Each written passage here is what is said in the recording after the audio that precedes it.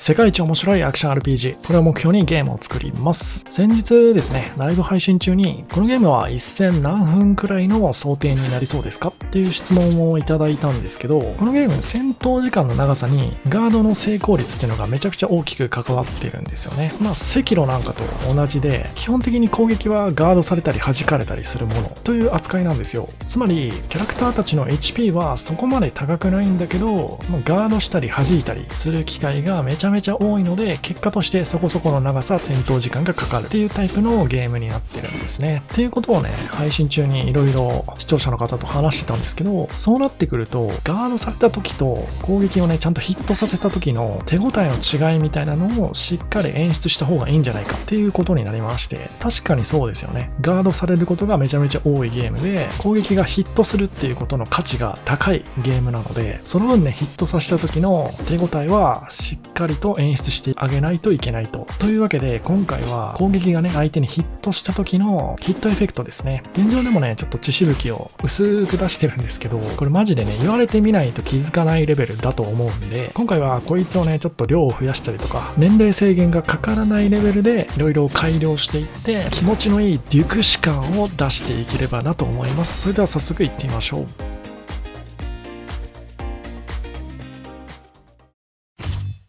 現状利用しているヒットエフェクトがこちらのバリスティクス FX というアセットですね。お値段99ドルがなんか今セール中で49ドルで買えるみたいですね。めちゃくちゃお得になっとるやんなんですが、実はこれね僕無料で手に入れてます。なんかエピックゲームスって結構太っ腹で毎月ね5本ぐらいアセットを無料で開放してくれるんですよね。でこのバリスティクス FX も1ヶ月だけね無料の期間があったんで、その時に僕はダウンロードしました。エピックゲームさんいつもありがとうございます。という大魔をかましながらやっていくんですが、こちらのアセットの中の血のエフェクトですね、このフレッシュってやつを使ってます。こいつのね、存在感をもっともっと増やしていきたいということで、とりあえずエフェクトのサイズをいじりましょうか。大きくします。するとこんな感じですね。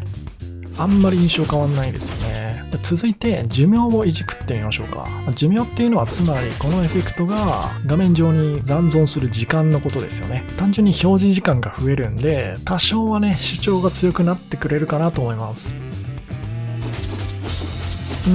これもあんまり大きくは変わらないですね。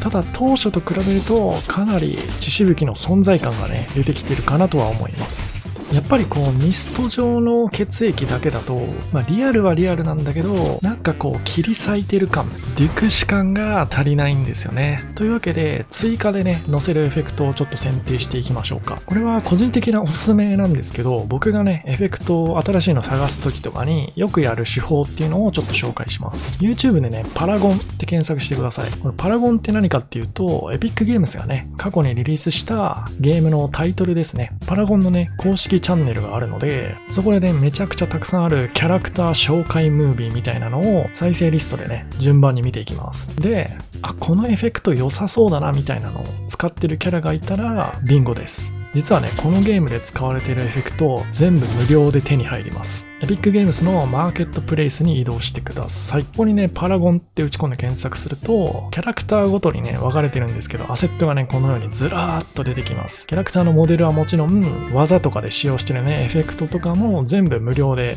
手に入っちゃうんですよね。今回はこのオーロラっていうキャラが使ってる氷のエネルギーみたいなやつが弾けるエフェクトがね、ちょっと血液が飛び散るような感じで使えるかなと思ったんで、色はね真逆の青色なんですけど、こいつを使っていきます。とりあえずこの弾けてる固形物、岩かなんかかな、これいらないんで削除していきます。で、ミストの部分も必要ないですよね。すでに血液のミストは準備できてるんで、ミスト部分も削除しますと。で、最後に残るこのなんて言うんだろうね、液体が弾ける時特有のくしゃくしゃになった帯みたいな感じのエフェクト、なんかこう言葉で表現するの難しいけど、いわゆるデュクシ感だよね。この弾ける感満載のところだけを残して、あとは色の色彩の調整ですね。血液ミストのところが結構暗めな色なんで、この弾けるしぶきエフェクトはちょっと明るめの赤にしようかなと思います。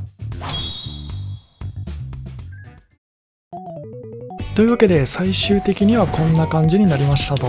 なんかね、ちょっと泥沼にはまっちゃった感があるね。後から追加したこの明るい色のしぶきエフェクトの方、若干浮いてる感がね、あるかもしれない。もしかしたらね、暗い色に合わせていった方がいいかもしれないね。ちょっとその辺は視聴者さんの反応を見ながら修正していけたらなと思います。まあでも刀の致命モーションとかね、こんな感じでめちゃくちゃド派手になったんで、まあ血液を増やすっていう方向性自体は間違ってなかったのかなと思います。というわけで今回はここまで。以上、お疲れ様でした。